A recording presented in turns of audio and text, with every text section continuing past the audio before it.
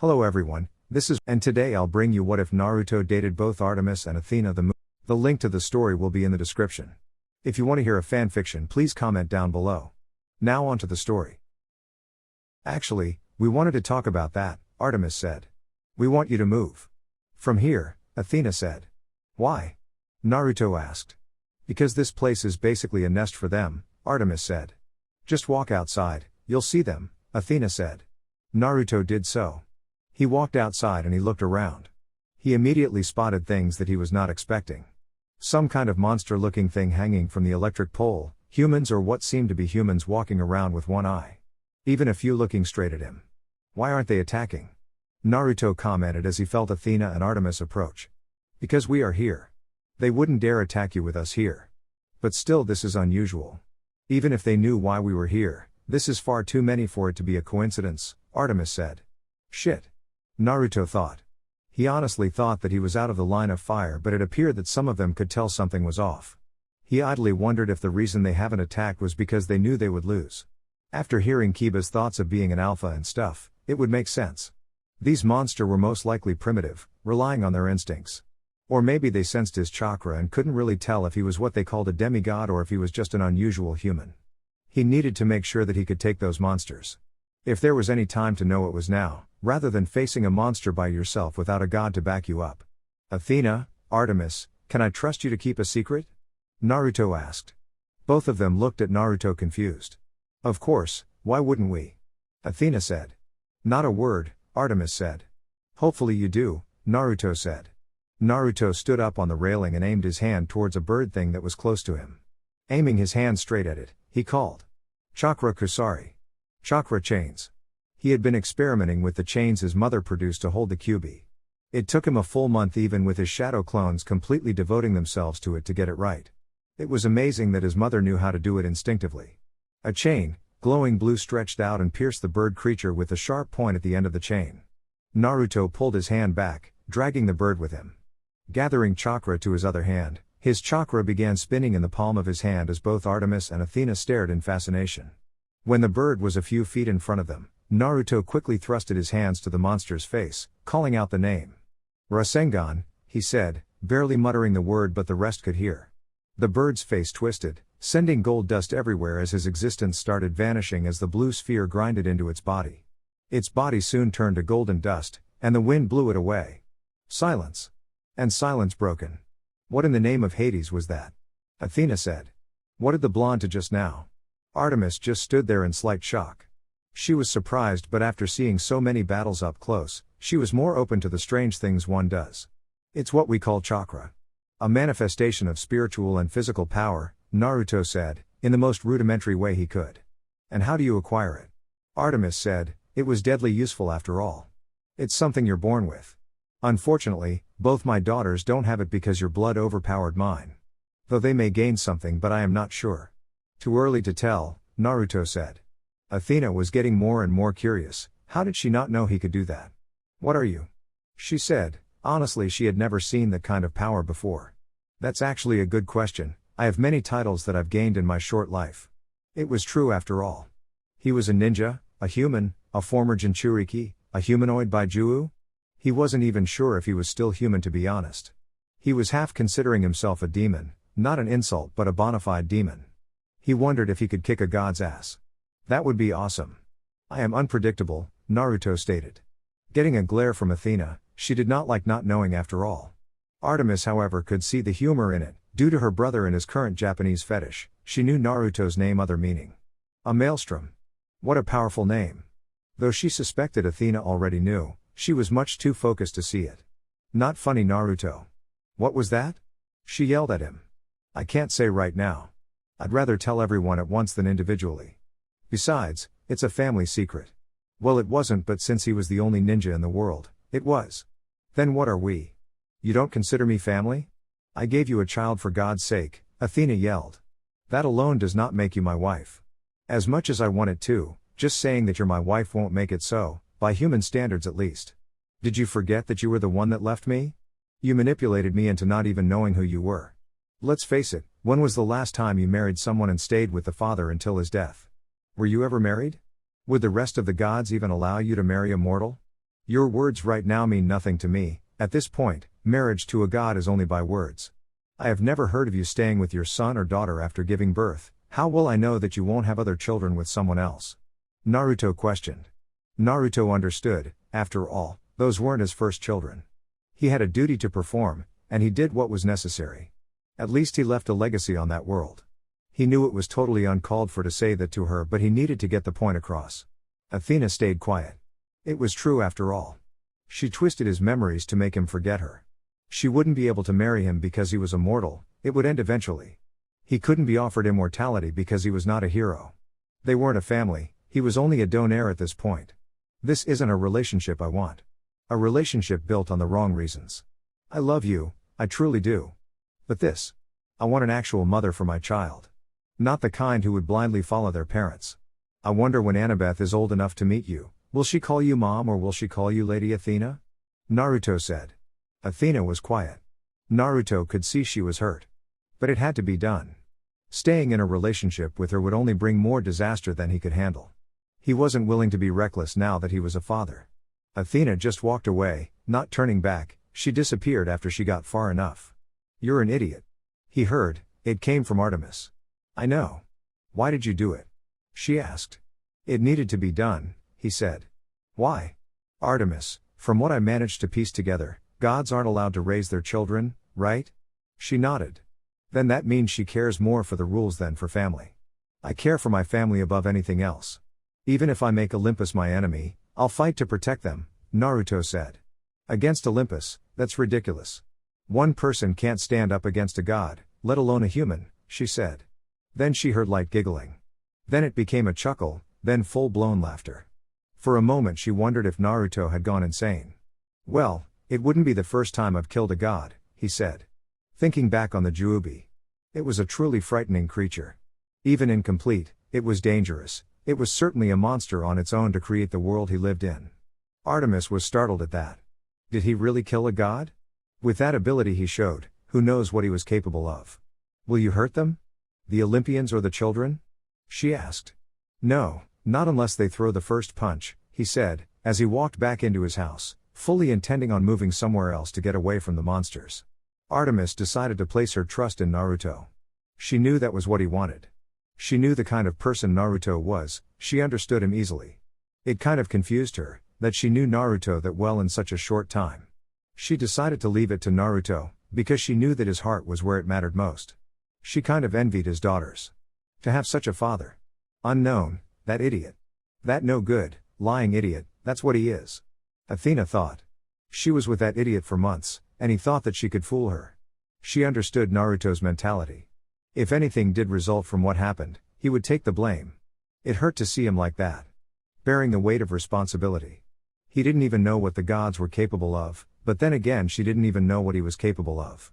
She had to trust him, he trusted her to keep up the charade, and she would. Why? Because she loved him. Back in the apartment, Naruto sighed. Why did it always have to get so complicated with him around? Why couldn't he just find someone, have a child and live the rest of his life in peace? Wow, he was thinking like Shika. Good ol' Shika, crazy cloud-watching bum. He kicked the door where Hermes and Zephyrus were, causing 2 thumps to be heard from the other side. Come on out guys, I got questions for you, Naruto said. He heard grumbling from the other side before the 2 gods decided to come out. So, what the heck are you? Don't tell me that bullshit you told the girls. I'm more savvy than the other gods. I know more of how humans think than they do, Hermes said. You got to spill it, man. We're bound by the bro code, Zephyrus said. Zephyrus' power lies with wind, flowers and plants. It reminds me way too much of hippies. Thus his attitude will be similar, bro code? Naruto asked. It is the book by which all bros must obey, Zephyrus said. Hermes shook his head at the west wind's antics. Ignore him, he can at least keep secrets. You can trust me, Hermes said. Says the god of thieves. Naruto retorted. Good point, Hermes said, oh how that came to bite him in the ass so many times. I'll hold you to it then. Honor among thieves as they say, Naruto said. You're a thief? Hermes asked. Not exactly, Naruto said. Then? Hermes trailed off. Naruto suddenly disappeared, startling Hermes. He looked around wildly, looking to see what happened. He stopped when he felt metal touching his neck. How did he? I'm a shinobi, Naruto said darkly. Shinobi? As in, a ninja. That is awesome, dude. Zephyrus cheered. Hems felt the metal leave his neck. He sure wasn't expecting that. But he shook it off. Ninjas existed once, not much of a shock to see them around, even if they were more badass than before. So what did you want to ask? He said. I want to know who's in charge. Are they pricks? Am I supposed to do something specific with my kids? Or do I just let whatever happens happen? Naruto asked. Hermes didn't see any reason not to tell him. The big three have the most power. Zeus, Hades, and Poseidon. Zeus gets pissed off really fast, so don't mess with him. Hades has some sort of fetish for violence, not sure what kind, I'm guessing it comes with the job. Poseidon is the more sensible one when it comes to regular stuff, but he's middle ground for both of them. The others can be against him or for him. As for the demigods, you take them to Camp Half-Blood when you can. The sooner the better, because they'll come chasing them eventually. As for letting things happen, that's totally up to you.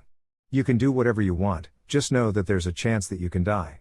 Naruto kind of figured what type of people would be in charge. Ruling for eons would have that effect, he concluded. Camp Half-Blood. He'd have to check that out someday. As for leave it up to whomever. Screw that. He was in another world, he'd screw fate and destiny so hard that they'd be knocked out while he proceeded to change everything. So, is that everything? Hermes asked. Just about, I think I can handle myself from here on out, Naruto said, getting a nod from both gods. Good luck, you're going to need it, Zephyrus said. Naruto nodded, and just like that the gods vanished. Naruto thought a bit and concluded that Hermes was a messenger, he needed to be fast, and Zephyrus was the wind. You can't really see wind leave. Naruto walked back to his room and watched his daughter sleep. He promised himself that no matter what, he would always be there for them. 6 years later, Daddy, look at what I did T-by-O. Screamed Suki, pointing at a dartboard that had an X symbol made of darts. The young girl was jumping up and down as she was grabbing her father's hand, trying to get his attention.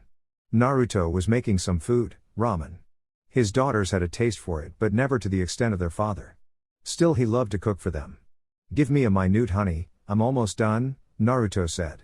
It still shocked him how much he had changed. He acted like a stay-at-home dad, it was kind of embarrassing. Okay, Daddy, she said. Tell your sister to come and eat.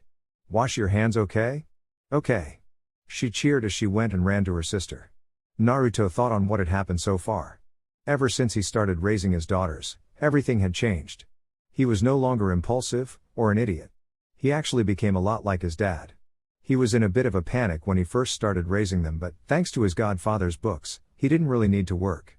At first it had been difficult, especially with Suki. She was a regular ball of fire, always crying and wanting food. Her sister Annabeth was a lot more quiet, something he appreciated. But he had to admit he was a bit concerned because she spent most of her time reading than interacting with people. He thankfully didn't have to worry about the kindly ones for a while. He had been experimenting with them for a while. When he first started, he wanted to figure out just how could they tell they were demigods. Was it by smell? By look? Or maybe it was something else. He first started with smell. With the help of the chakra chains, he was able to capture and keep one trapped. At first he let out a concentrated ball of air in the monster's chamber to see how it would react. They did react, but only when the smell was near enough to them. It did not explain how they could find them from far away. He put up a video linking it to his daughters, they did not react. He started thinking. Maybe it was similar to sensors back in his world. So he started to experiment a bit. It was easy to produce the same aura as his daughters. With a bit of Fuinjutsu and some blood, he could siphon that aura and make a clone of it. He called it Funbunshine, seal clone. The results were instantaneous. The monster attacked right away.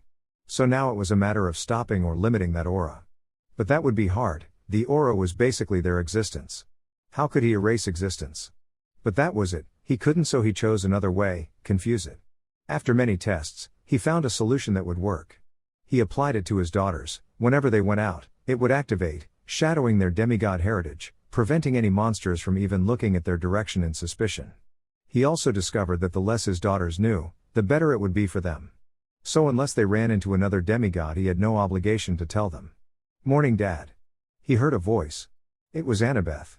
She was holding a book underneath her shoulders. Annabeth, no reading on the table. Naruto chastised. Aw, come on, Dad, please. She asked with childish persuasion. Naruto sighed, it seemed he could never bear to tell his daughters no. Unless it was something important, he would never not say okay. He wanted his daughters to have everything he didn't. While they didn't have a mother, he hoped it was enough. What he didn't know was that his daughters had been keeping the women away from their dad. They had seen how they looked at him and didn't like it. Even their own teachers looked at him the same way. It annoyed them to no end. He was their father, and no one would take him. They were really protective of their dad. To them, they didn't need a new mom, he was enough. Okay, but remember to be careful, Naruto said. Okay, Annabeth said, grinning. Her daddy never said no unless it was important. They sat there eating their food. Annabeth was talking about buildings and how she would like to see them one day, while Tsuki talked about any sports she had played. Naruto thought they were opposites. Annabeth was the brains, much like Shikamaru, and Tsuki was the finesse, like Hinata or Neji. It was weird how well they got along. After they were finished, Naruto drove them to school. Annabeth wanted to go to a private school to learn more, and Tsuki joined because she didn't want to leave her sister. While she was smart and capable of taking care of herself, she sometimes ran her mouth a bit too much and made the wrong person mad. He got out of his car and dropped them off at the gate. He caught the glances from the other females and his daughter's death glares. It was pretty funny to watch his daughters trying to keep the women away. Sure, he was hoping to get a wife eventually. Some part of his mind hoped he could still marry Athena or Artemis, but he knew it would be a complicated relationship. Honestly, they were the talk of the school. All of them were blonde, which drew some attention to them of all ages. There was also the fact that all of them had different eye colors. It wouldn't be much of a problem, but people rarely see a shade of blue the kind that Naruto had, gray eyes like Annabeth or yellow amber eyes like Tsuki. That, and they were very active, Naruto and Tsuki more so than Annabeth. While Annabeth did like moving, she enjoyed reading much more. Tsuki took after her father a lot. She reminded him of his childhood self. He was happy to see his daughters smiling every day. Though it did bother him slightly that they had ADHD and dyslexia, but not much. It only made him worried that they would not have many friends. He could care less if they were even slightly below normal. He wasn't one to judge that badly. Though he did have anger toward emos. Those pricks. He had already encountered several monsters. It seemed that they were more sensitive than he thought. Even as newborns, they could somehow sense the rudimentary tug to where demigods were. But, thanks to his training that he had been doing in a Fuinjutsu, those monsters were easy to take care of. He decided to read up more about Greek monster, or any monsters in fact. He could never be too careful. If gods existed, then maybe demons or aliens existed. He was paranoid, yes, but all ninjas were. While some did seem fearsome, he didn't really think much of it. After all, he faced a freaking Baijuu at 12 years old, and various demons later too, and they were the world-conquering kind of demons. He really didn't want to deal with a lot of monsters in the legends. A lot of them had some sort of power. He wasn't looking forward to being turned to stone. It was like the Sharingan all over again. God, he hated that bloodline. Besides training, he needed something to occupy his time. Sure, raising his daughters was a good way to spend the day, but with school, it left an 8-hour gap of doing nothing. He really missed doing missions right now. Sure, learning how to control more elements was great, but it just became a drag eventually. Learning to control gravity, or rather vectors, had been his awesome project of his. Ever since he fought Nagato, he had been thinking about that attack, Shinra Tensei. It was a devastating attack. Both incredible defense and offense. He wanted it. But for the life of him, he couldn't figure out what to do, or how to do it. Then he started separating what made the Rinnegan different than naturally acquired things. All 5 elements, people could get them, albeit only 1 or 2. The paths, he was sure it was similar to the dead body animation thing Itachi used on him. Special abilities of his path, while absorption could be duplicated with Fuinjutsu, it wasn't practical. Summoning, many could do it. Mechanical body, sci-fi stuff, but possible with Suna puppet knowledge. Human and Naraka path were beyond human measure. Then there was the mastery with yin and yang. Opposites. Was it related to magnetism? But the core of it is drawing and repulsing objects. The base of that was moving. Force, movement, in other words a vector. The first thing he had to do was learn yin and yang release, which was a very slow progress. After all, with those 2 powers, the Rikudo Sennin locked away a primordial god, or at least that's what he thought the Juubi was. He had no Rinnegan, no Sharingan, no other bloodline than what he learned by himself. He had no advantages at the start, nor at the end. All he had was what he made for himself, and he built upon it. He wouldn't have it any other way. A year later, "Daddy, can we go and see the Parthenon in Nashville?" Annabeth said. He blinked. "May I ask why, sweetie?" Naruto asked his daughter. It was really weird for his daughter to ask for anything other than books. She had never asked for something like this before. Come on, Dad, please. We're on vacation. It's only like a day's drive from here. She pleaded. She did not understand the meaning of distance yet. Why do you want to go there? Naruto asked again. 'Cause I want to see the building, she said, her eyes shining with hope. Honey, a day's drive is too much just going to see a building, Naruto said. He could never really understand his daughter's love or architecture, he could appreciate it but never be fascinated to the extent of his daughter. But, I want to go, she said, her eyes turning watery. His daughter knew how to get what she wanted. In reality, he had no reason not to say no. He had money, he could use a break from training. The only thing that would change his mind is if his other daughter didn't want to go. Tell you what, if Tsuki wants to go, we'll all go. Okay? Naruto said, exasperated. It was so easy to trick kids to thinking they won. Though he made sure not to spoil them too badly, just enough in his opinion, but then again, normal was over the top for others. What do you expect, he's an Uzumaki. Thanks, Dad, she said, jumping into his arms and giving him a kiss on the cheek before running to persuade her sister to go to Nashville. Tsuki would go wherever her father would go. She adored her father, she was a daddy's girl. Well, both of them were, but if Tsuki would have to choose between following her father or going outside to play, she would pick her father. Why not? He was the best dad ever. When she wanted a bike, he bought her one. When she wanted her own room, he bought her a full set, complete with games and a giant TV. When she wanted to learn how to fight, her dad taught her to be badass. When she wanted to learn how to throw a knife, which was very unusual to ask and she knew, he hugged her and cuddled her like crazy before bringing a wooden dummy and a box of various pointy metal. So you can see why she absolutely loved her dad. She loved her sister too. Sure, she could be a bit geeky and a know-it-all, but she was her sister. If she was ever in any danger, she would rush and beat up whatever boy was bothering her. Act in first and then questions later. Her dad said it was wrong to think like that, but he said that about a lot of things. She listened, mostly, but sometimes her mind wandered. Her sister never asked for much except for the occasional book and her own computer. She wanted to see building on it, for God knows what.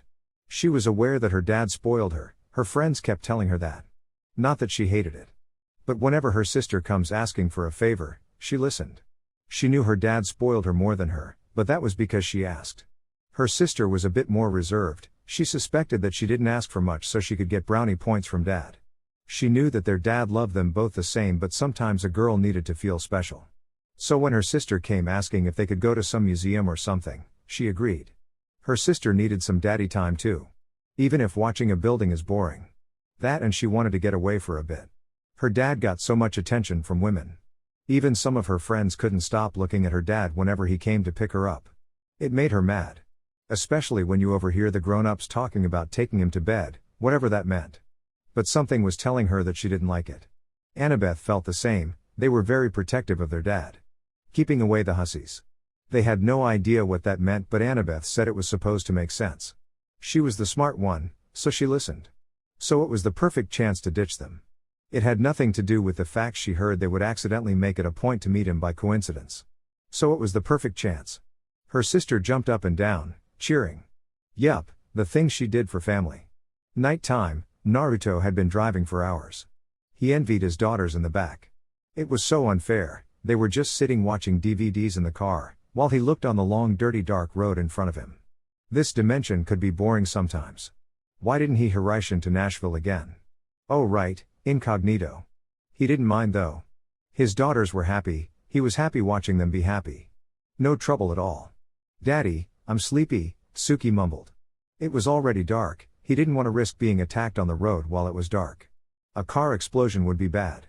Okay honey. We'll stop by a hotel and go to sleep. How does that sound?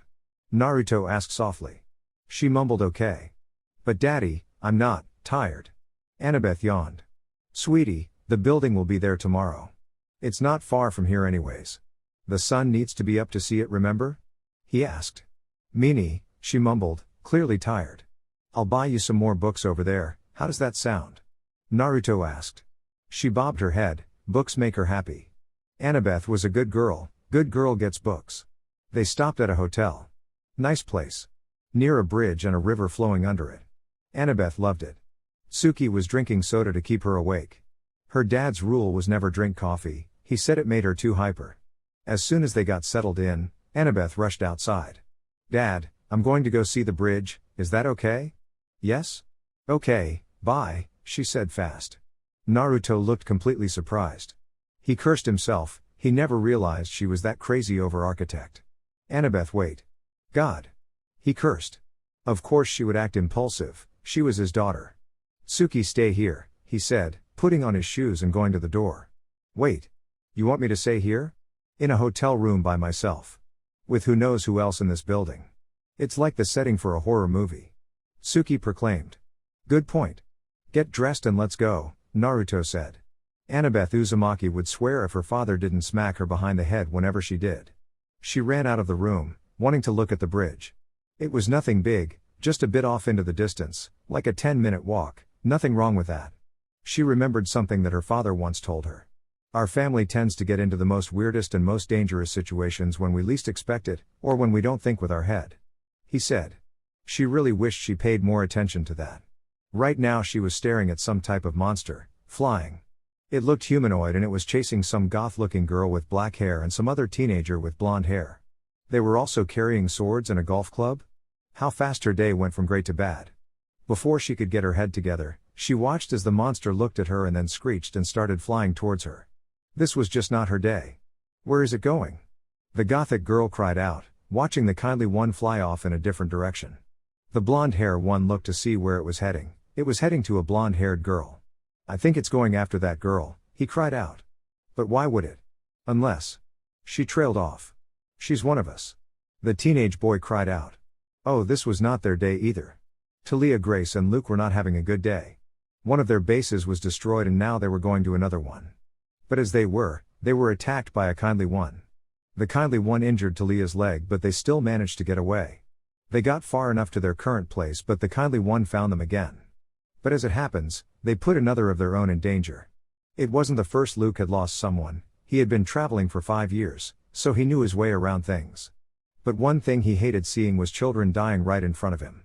Quickly taking out a knife, he threw it at the kindly one, causing a tear in its wings and falling to the ground, right in front of the girl, making her stumble back. Get away now, Luke cried out as he ran towards the monster. Talia was out because of her injury and he had no celestial bronze, it just might be the end for them, he thought. He was too far and he knew he wouldn't be able to reach the girl in time. Annabeth looked in horror as she saw the monster stand up, making a claw with its hand. Was this it? Was that how she was going to die? By some monster? She still had a lot to do, so many things to see. Was she going to leave her sister and father behind? Her father. Her father. On instinct she screamed. Daddy. Her voice rung through the streets.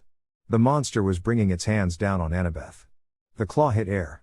Annabeth waited for pain, but instead she felt something grab her. She opened her eyes to see her father's glowing blue eyes staring behind them. What just happened? That was awesome. You're awesome, Dad. She heard. Annabeth looked at her dad's shoulder and saw her sister staring at her dad with amazement. What just happened? Luke said out loud. I don't know, all I saw was orange static, she said, in amazement, the man moved so fast. Naruto looked at the creature, how pathetic. He felt no need to hold back against it, it almost killed his daughter. Annabeth, Tsuki, get off. I have a little business to take care of, he said coldly. Both his daughters blinked, they had never heard him say something like that. Dad, you can't. It's a monster, let's go away, Annabeth cried out. Her father letting her on the floor. She was scared of the monster. Don't worry, sweetie. Daddy will take care of it. I promise, Naruto said, kissing Annabeth's and then Tsuki's forehead. Annabeth looked less worried, whenever her dad promised something, he never broke it. You can do it, Dad. Kick its ass, Tsuki cried out. Okay, Tsuki. Just don't blink, it'll be over very fast, he said. He looked directly in front of the monster, it looked wary. It had reason too. You don't mess with a fox's kits. When you do, you see a whole new monster. If you don't want to disappear, leave, Naruto said. The monster let out a screech and charged. Figures. Naruto dashed, quicker than anyone could see, appeared below the monster, sending a kick towards the monster's face, making it fly towards the sky. As it was in the sky, Naruto appeared above it and used Rasengan on its stomach, sending it hurtling towards the ground and making a mark on the ground. Naruto then appeared above it, leaving no time for it to react it and shoved a Udama Rasengan, causing a crater to form where the monster once stood. Naruto smiled at himself, that was awesome. He needed to remember that move. Hiraishin plus Rasengan for the win. He looked at his daughters who looked at him in amazement. That was awesome, Dad. You got to teach me, Suki said, running into his arms. Annabeth a second later, crying into his pants. She was still short, she still didn't even reach his stomach. Now, don't cry, Annabeth, Daddy's here.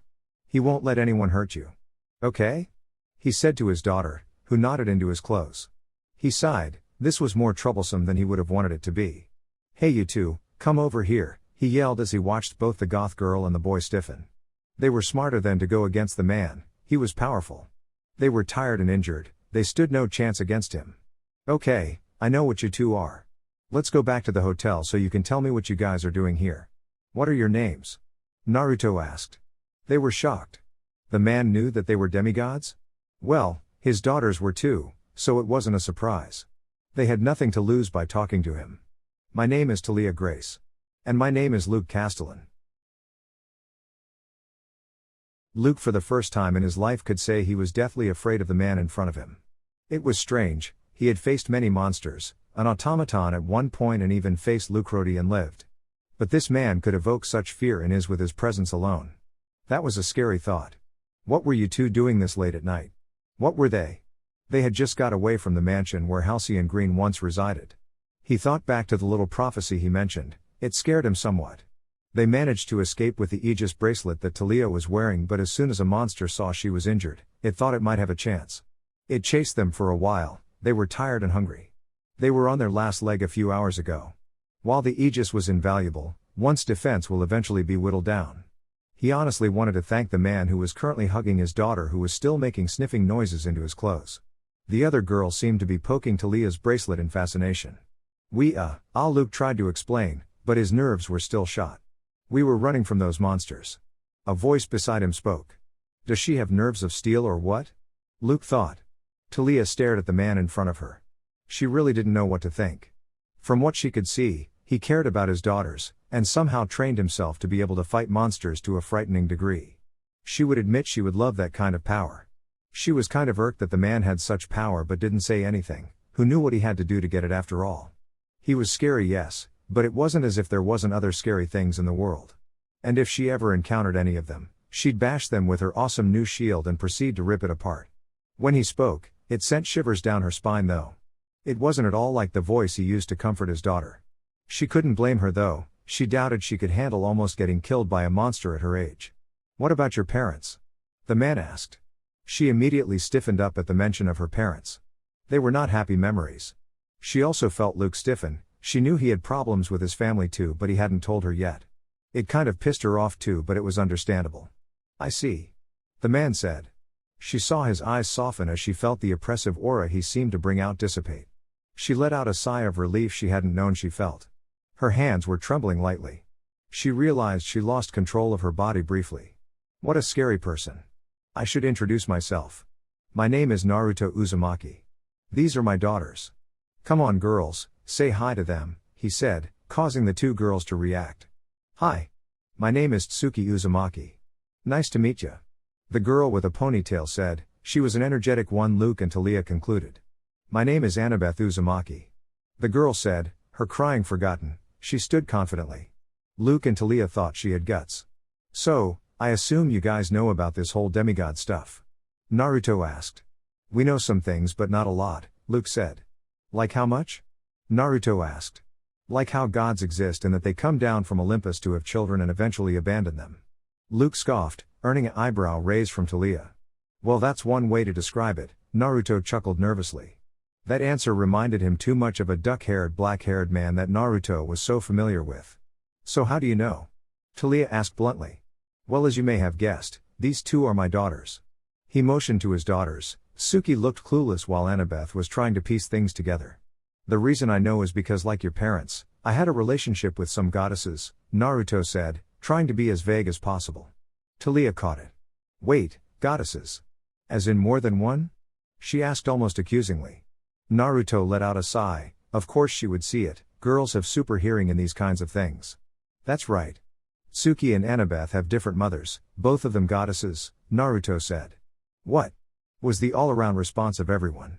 Luke, being a male, a teenager at that point, with his body full of hormones, could not help but gaze at the man in awe. After all, banging a model is awesome, and goddesses were worth like 100 of them. The fact that he had a relationship with 2 goddesses and still live was amazing. However, Talia was thinking of the activities involved. Currently thinking of some sort of goddess threesome. You're thinking something perverted, aren't you? Naruto asked Talia, who shook her head vigorously. She was not a pervert. She was just curious. Dad, who's our mom, S? Annabeth asked, tugging her father's collar.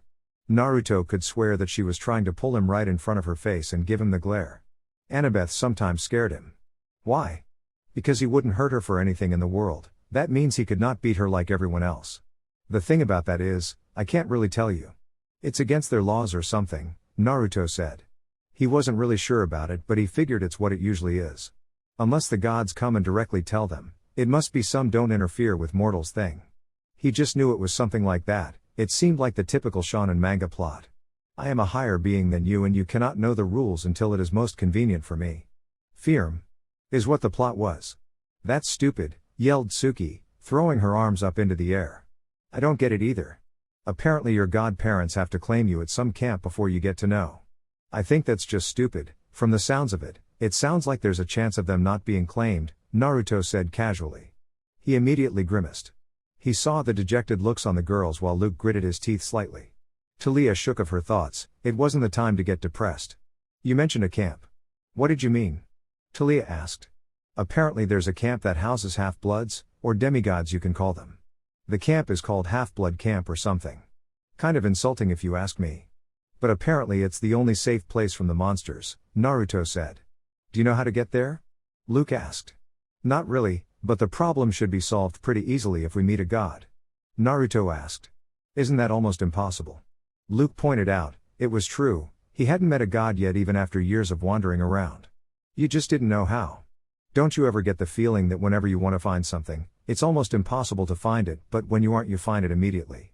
He received nods. It's kind of like that.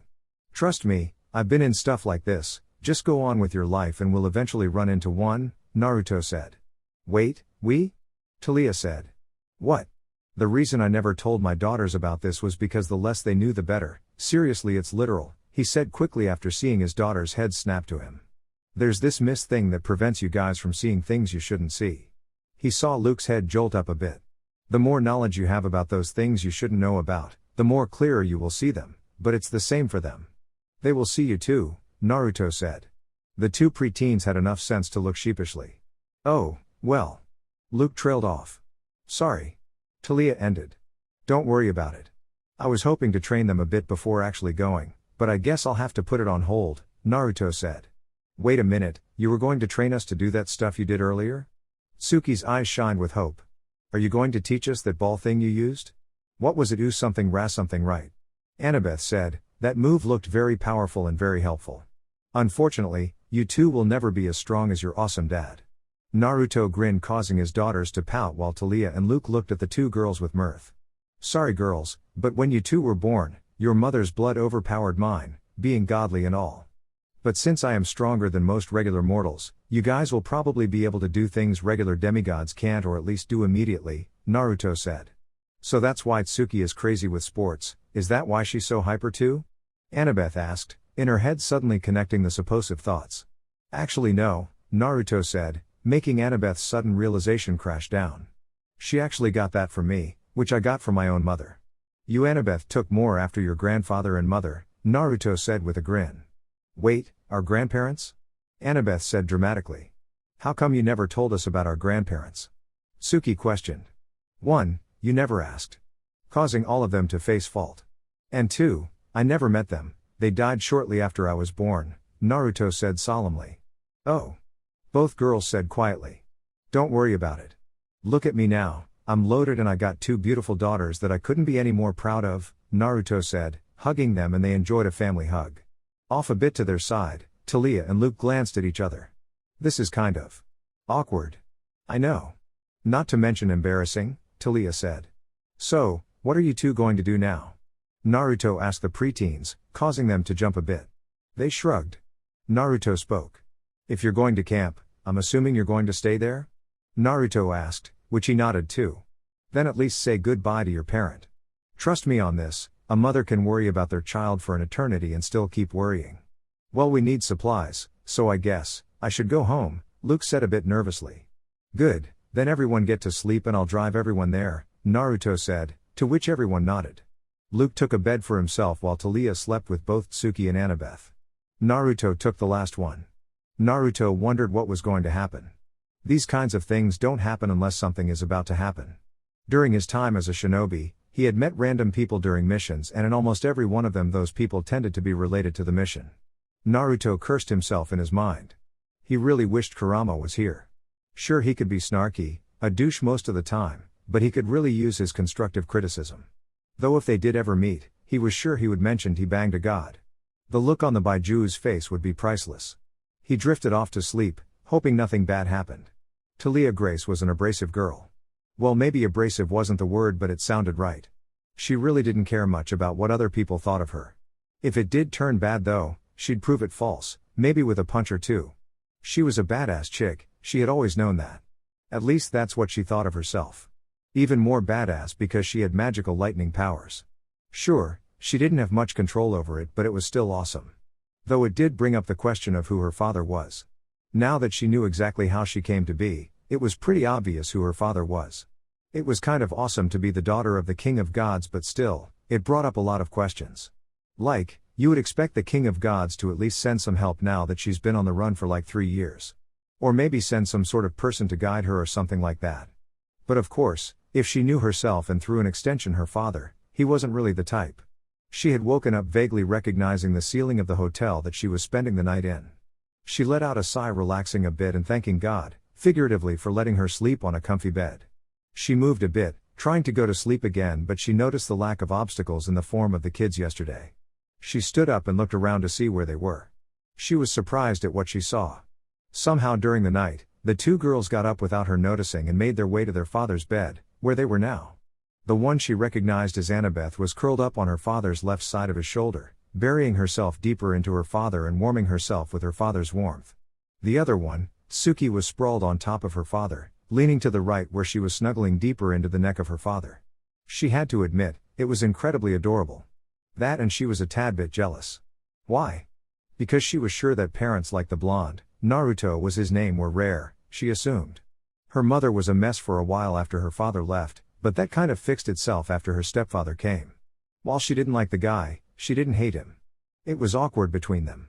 Then her little brother was killed and she couldn't stand her mom going downhill. She didn't want to go down too. After this and that, she had arrived at her apparent savior, who at the moment was staring at her, with a hint of amusement. How did she not notice? "Good morning," he said casually. "Yeah, good morning." That was really awkward. "You're way too easy to read, you know that," Naruto told her. "Shut it, whisker face."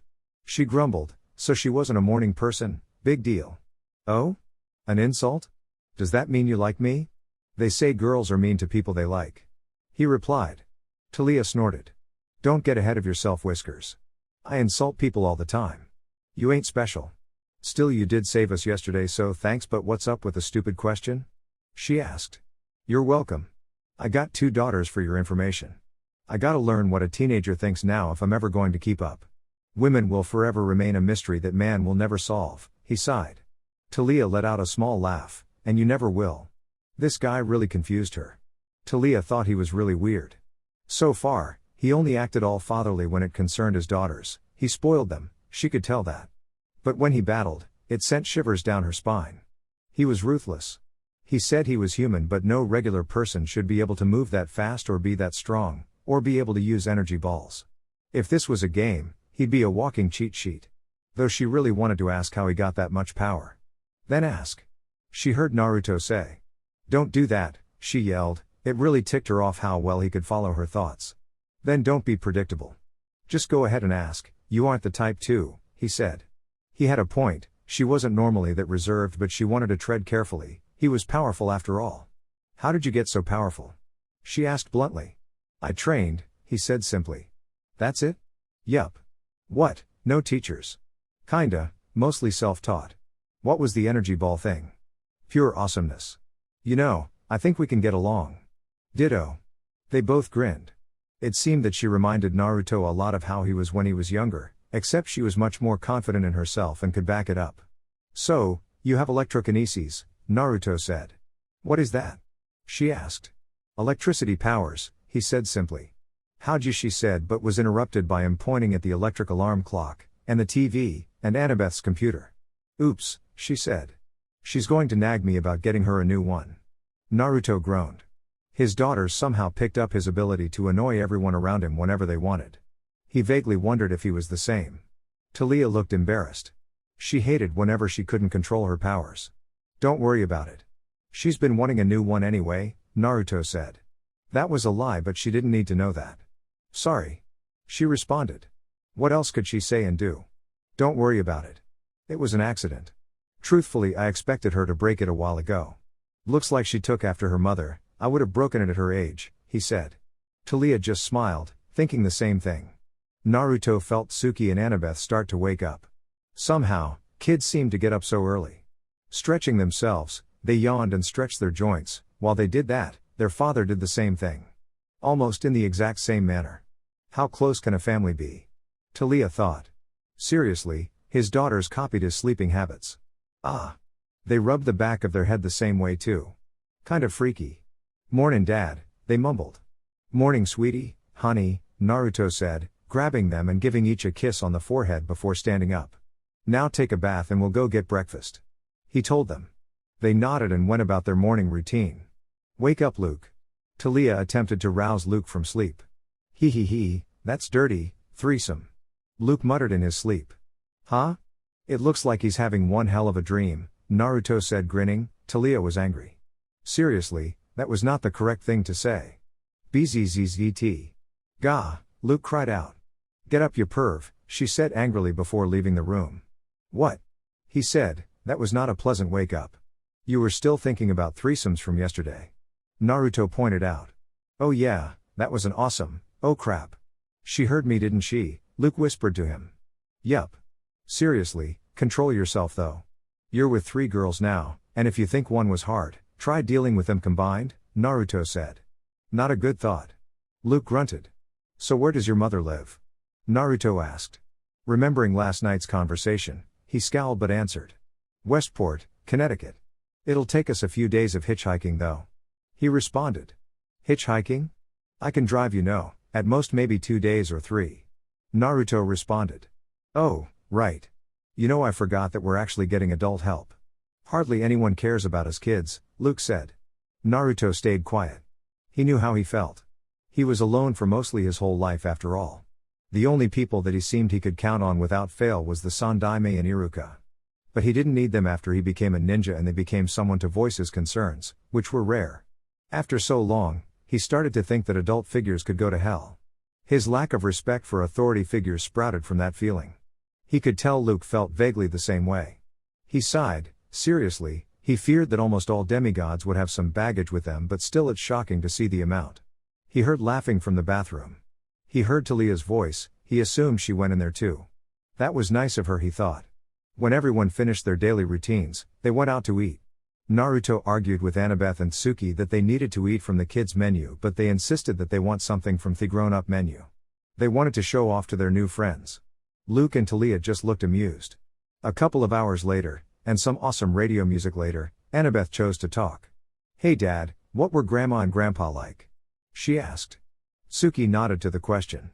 Naruto looked at his rear view mirror and noticed that Talia and Luke became quiet. They must be thinking that maybe his parents were gods. I never met them directly, but I heard about them. Do you want to hear anyways? Naruto asked. Both girls nodded. Okay. Your grandfather's name was Minato Namikaze. Your grandfather was an orphan like me. He was where I got my color of hair and eyes. He was a man destined for great things. He was a once-in-a-lifetime prodigy. But he carried a lot of responsibility. People placed their hopes and dreams on him. You could say he was a war hero. Your grandma's name was Kushina Uzumaki. She had red hair and hazel eyes. He lied about the eyes. Purple was not a normal eye color. She came from a rather wealthy family, but due to a natural disaster, she had to relocate to where your grandpa lived. She was a tomboy and had one hell of a temper. When she came into class, she shouted out her name and her dream and everyone laughed at her. Because of how chubby her face looked, they called her a tomato, Naruto said. Suki spoke up eagerly. And Grandpa helped her, right? She said. Nope. She got mad and the tomato squashed them. Naruto let out a laugh. Tsuki's eyes were shining. Her grandma was awesome. Annabeth was thinking how her grandpa was, a once-in-a-lifetime genius. That's amazing. However, Talia and Luke couldn't help but feel a bit nervous. His family was weird.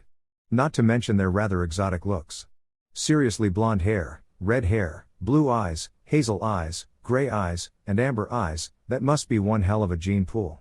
She even got a nickname. The red hot-blooded habanero because of her hair.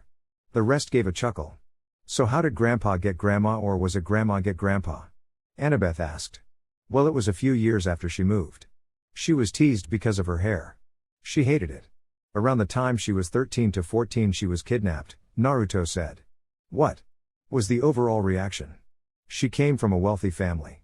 They wanted her for it, and if it wasn't possible to be willing to help, they would produce their own heir, by any means, he said darkly, causing the older kids to gulp and the others in confusion. They left on foot for God knows what reason. But your grandma left behind a trail of hair. It was a small chance, but it was a chance she took. Just as they were reaching the point of no return, it happened. Naruto grinned. What happened? They said in sync. My dad. Like a hero, he came at the last minute and saved Mom. He was the only one that noticed her hair. He told her that he noticed because it was pretty. Her hair that she hated became what led her to her soulmate. It became the red thread of destiny to her. From then on she liked her hair, because it led her to fall in love with Dad. Everyone in the back was smiling except for Tsuki, who was grinning. Who knew romantic stuff like that still happened nowadays? There was thankfully no problems on the road for a while. The only problems they had was the constant bathroom usages of the kids and the food. Naruto never really liked going to fast food places. Sure, it tasted great, but it tasted too unhealthy to him. Sure, Ichiraku's was vaguely the same, but they made everything handmade and fresh. Not to mention it was more healthier than the stuff they had in this dimension. Luke told Naruto a bit about his mother. Apparently she went a bit crazy. Sometimes screaming at Luke for things that made no sense. Naruto was worried for both of them. If she acted like that, then there was a good chance that things won't go well. They arrived in Connecticut after a few days of travel. Annabeth was angry that she didn't get to see the Pantheon in Nashville and the New York Empire State Building, but she got over it. She was being a brat. Her father didn't tell her that, but whenever he sighed, it made her sad. She and Tsuki had one rule they always obeyed. Don't let Dad be sad or mad. Sure, sometimes she whined and Tsuki would cause trouble, but they hated seeing their dad depressed. It wasn't like he wasn't going to bring her there someday either. Sure, she was mad that they skipped the buildings and her computer was busted, but that wasn't a reason to throw a tantrum. She hated looking weak. Luke's house wasn't impressive, but it seemed perfect for the ordinary family to live in. The only thing that seemed unusual was that there was odd things hanging of the window, but that was about it. Welcome home, kid, Naruto said casually. Luke grunted. Everyone could tell he wasn't exactly looking forward to coming home. But it had to be done, he couldn't exactly run away from it. With long strides, he walked up to the door and knocked. There was rustling and other sounds one could hear from the other side. The door swung open, revealing a tall blonde woman with slightly cloudy eyes. Her hair had a few lines of gray hair, but overall she looked like an above-average pretty blonde who was getting along in years. Luke? Luke. The woman cried out, hugging the teenager. Yeah, hi Mom. He greeted. Luke, where have you been? Look at you, you look dirty, come inside and get cleaned up, she said as she pushed them in. Okay, but Mom, I gotta, he said, but was cut off. Yes, I know. Come on in everyone. Make yourselves at home, she said. Naruto raised his eyebrows in confusion. How would she know? The only way she could know is if someone informed her that they were coming. There were few people that would bother. Artemis and Athena were out, they had no reason to. Zeus was too, he wouldn't know Luke's mom anyways, so the only one would be, hi there son, how've you been? He heard. Followed by a rather loud thud. Ah. I did the same thing. Naruto muttered out. The only one that heard him was Talia, who raised an eyebrow. Quickly he grabbed both the newly arrived Hermes and Luke and separated them and threw them into the closest closed-off room. Probably not one of his most brightest ideas, putting them so close together when Luke was obviously mad at Hermes, but it wasn't like he had a right to interfere. Slipping in a silent seal on the door so no noise would escape, he closed the door and started walking back where the girls were waiting. Wow, his life was totally surrounded by women or girls, weird. All of them looked at him strangely, he sighed, of course they would find it weird. It's a guy thing, Naruto said. A look of understanding crossed Mrs. Castellan, and Talia just snorted in understanding while the girls just nodded, accepting their dad's answer. Now, Why don't we introduce ourselves? My name is Naruto and these are my daughters, he said, pointing at them. Hello, my name's is Annabeth, pleased to meet you, she said politely. Hello, my name is Tsuki. Do you have anything to eat? She asked. The women just giggled and nodded. Hello, my name is Talia Grace, a pleasure, she said rather stiffly. It was her friend's mom, no matter what every friend wants to make an impression on their friend's mom. The women thought it was funny. My name is May Castellan, thank you for taking care of Luke, she said. May and Talia talked for a while, discussing about Luke's little adventure while Annabeth and Tsuki listened and added their own little things every now and again. Naruto stayed vigilant. He noticed the times when May got a far-off look in her eyes. They were a rare look that not many could tell. Fortunately he knew that gaze, he saw it a few times on Xian, and it was not a normal gaze, it was the gaze of a seer, an oracle. The only time he saw it up close was when he helped Xian to produce an heir. She gained a far-off look shortly after their little adventure and he told her about the child. Not much but just little things like how she would act and how much he was like him. He kind of hoped for a son honestly, but apparently it was a pseudo-bloodline to always produce a female baby for the priestess. But the thing he found weird was that a seer was located in an area like this. It made no sense, no real protection, no godly things or anything. It was just a woman that Luke described as a little touched in the head. He was so wrapped up in his thoughts, he didn't notice that May was right in front of him until he felt someone caress his cheeks. That caused him to come back from his thoughts but was a bit startled at the closeness of May. Can I help you with something? Naruto asked. You are a strange one, she said. Pardon? He asked confused. I can't see you. Or anything else. Everything keeps changing. She muttered. Naruto flinched, his suspicions were right. So you're an oracle, and by the looks of it, you can't control it, Naruto said.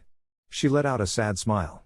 Talia, Tsuki and Annabeth were in the kitchen eating cookies and Kool-Aid so they didn't notice them leaving. So, what can you see? Naruto asked. She opened her mouth various times but did not speak. It took her a while to find her words. It's like you said, I'm an oracle but a defective one. I'm slowly descending into madness, I only have brief windows of lucidity from time to time, she said, looking at the floor. You can't control it, can you? Naruto said, he was one aware of controlling powers that were not his to command. She shook her head. It's all random at times, blurs and events that will happen sometime in the future, or maybe they already happened. I see many things. I see the gods, I see the titans, I see people dying. I see many things that I wish I could forget. She grimaced. Naruto nodded, it was never a good experience to see things not meant to be seen. I see my son, I see him walking a path. A dark one. I don't think I will be able to stop him, she said sadly.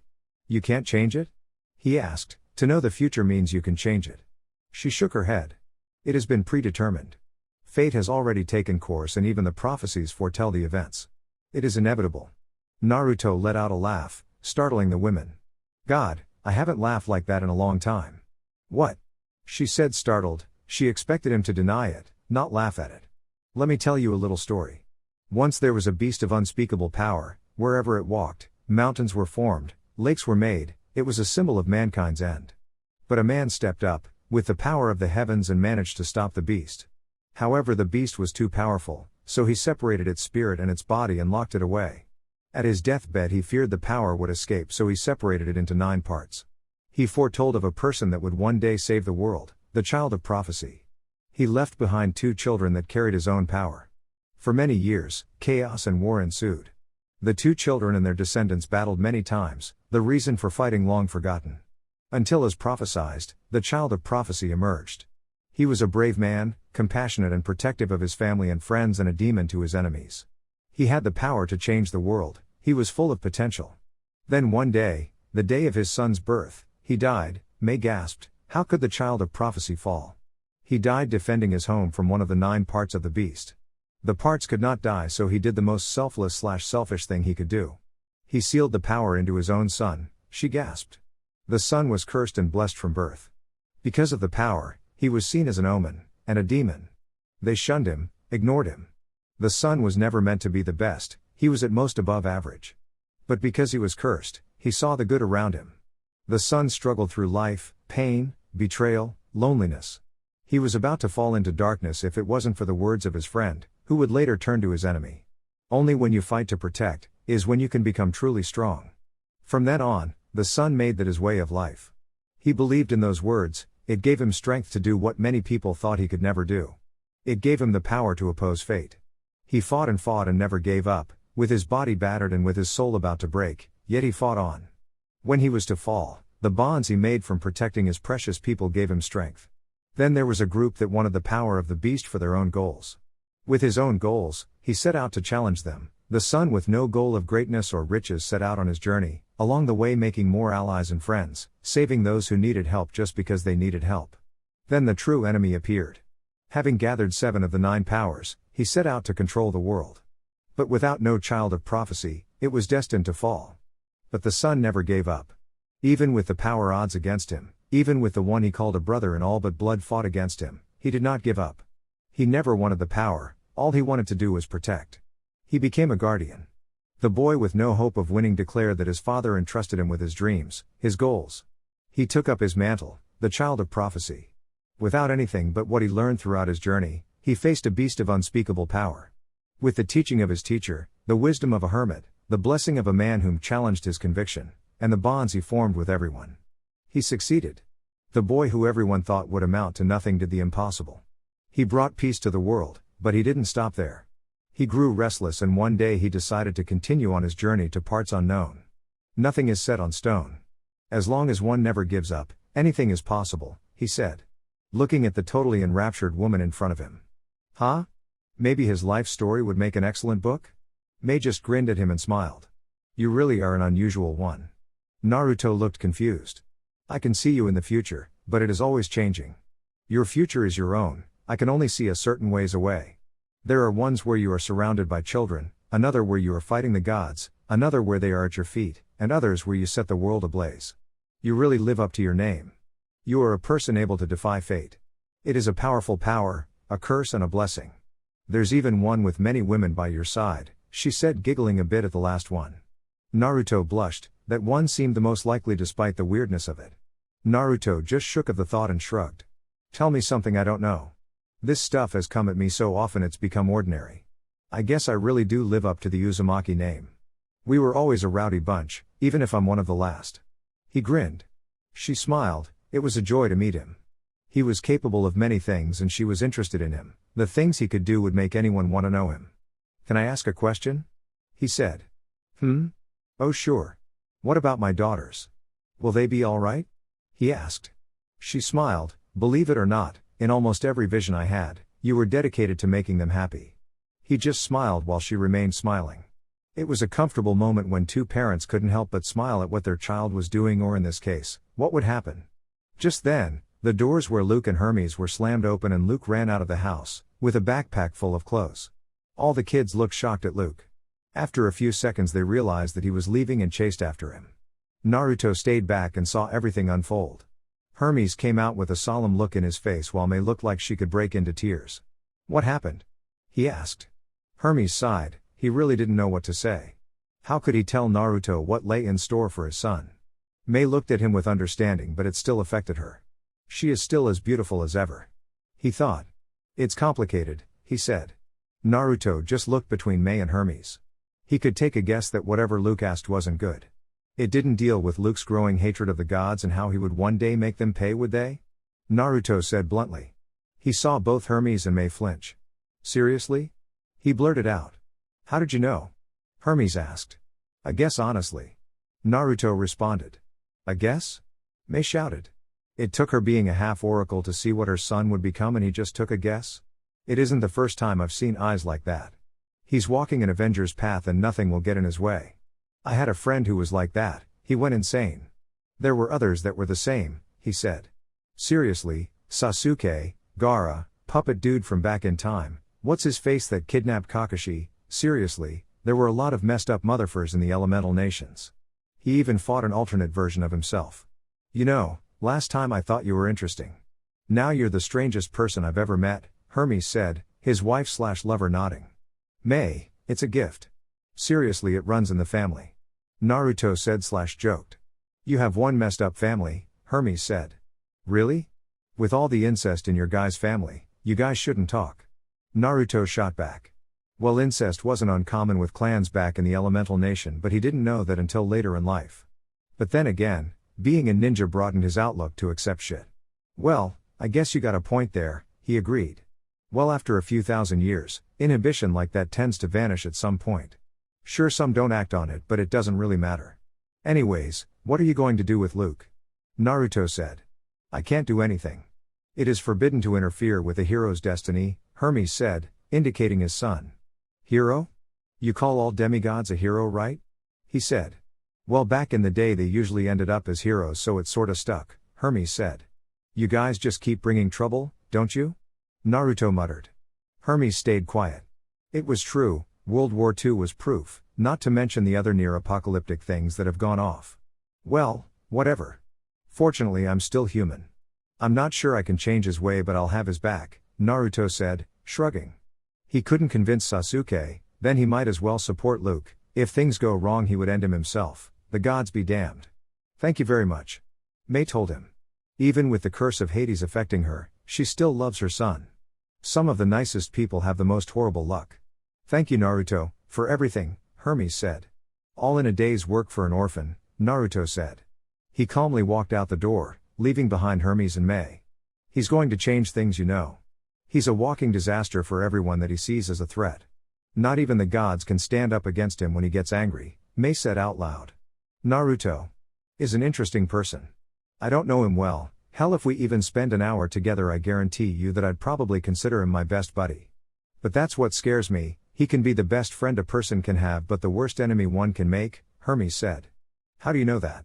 She asked her once upon a time lover. I don't know. He reminds me of a parent taking care of their young. A parent can be aggressive and protective, but this guy?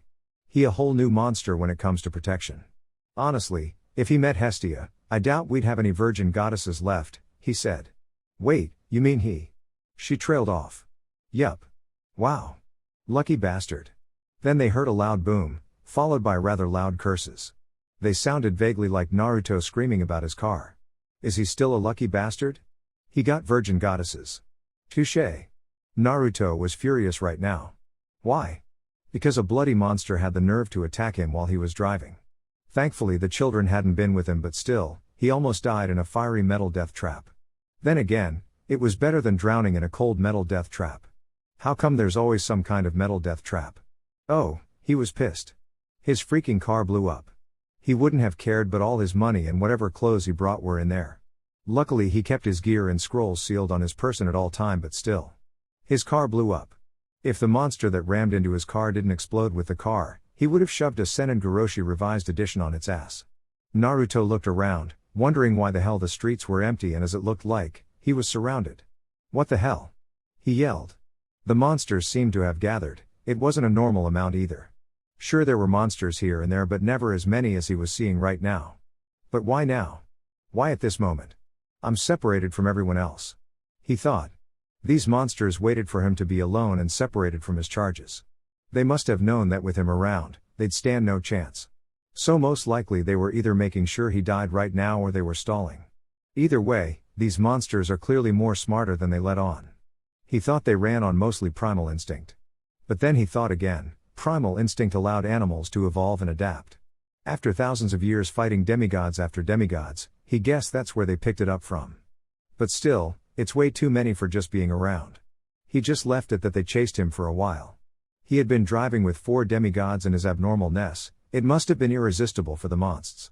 Someone has it in for me. I don't know who or what, but this is serious bullshit, Naruto murmured. Normally he would not have cared, but he had a family and daughters and charges to care for. He couldn't go gung-ho anymore. He couldn't spend his time just fighting for the fun of it. He really needed to end this fast. Think, Naruto. What can help you take out a large number of enemies in a little time with water being in abundance at the moment? Kukukaku. If I ever meet Haku again, I'll make sure to give him something nice, Naruto said. A sudden rush of mist blanketed the region. If there was something Naruto had an abundance of, it was chakra. Taking out Kusanagi that Orochimaru once wielded to make sure that the monsters were ripped to pieces. After all, he was pretty sure that monsters can't survive with their heads decapitated and their chest ripped open with severed limbs. Hyotan Makyo Hosho. Ice mirrors began forming in the air all around him. Within seconds, the panes created out of the moisture in the air formed into a dome, comprising of many ice mirrors. The Jinchuriki's eyes darted around, looking from one block to the next, before locking onto his opponent, still looking clueless of what was about to happen. Naruto cracked his neck and swung the sword a couple of times, ripping through wind as he did so. Now, since the little kids aren't here, there's nothing holding me back. I'll make sure to end it in a second, Naruto said as his body merged with the mirror. There was one monster that was able to talk that could summarize what had happened. Just as he almost met his own end, he only managed to say one thing. A demon in the mist. Suki was learning another lesson that her dad had told her once upon a time ago. Suki, at some point in time, I won't be there to defend you. So use everything you learned to protect yourself, by any means. Suki couldn't help but agree with her father. That's why she always had one of those funny-looking knives her father always had around with her. Luke had ran a long way, they somehow managed to keep up with him. After a few swear words and a couple of punches to a wall, he seemed to calm down.